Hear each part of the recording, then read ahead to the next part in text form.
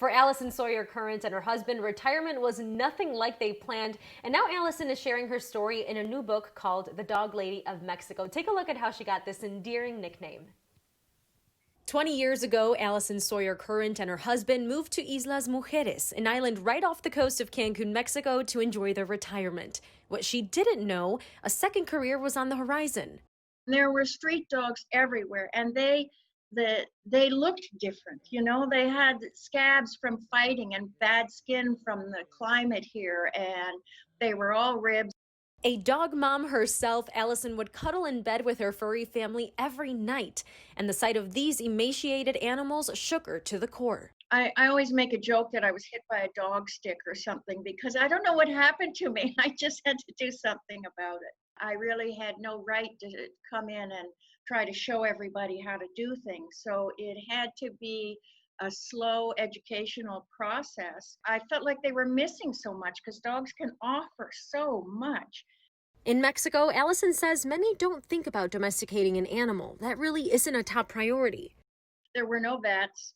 There was no education, there was no nothing. Animals were simply in the streets and around like the iguanas. They couldn't spay their females or neuter their males, so how were they to prevent loads and loads of puppies? Official estimates show Mexico with the highest number of stray animals in Latin America. And growing up there, spending most of my childhood there, we would never let our dogs anywhere near the house, indoors, forget about it. And like Allison says, no vet means big health problems.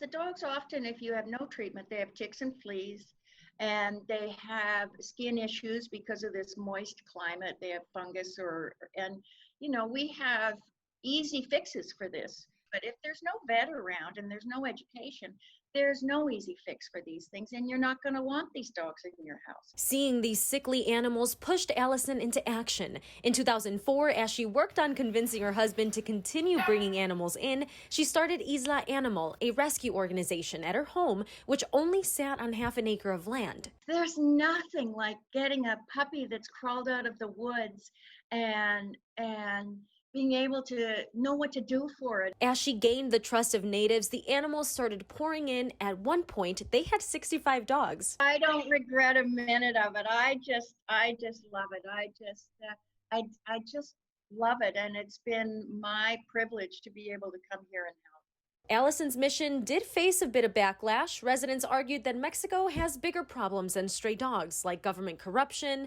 drugs, and poverty.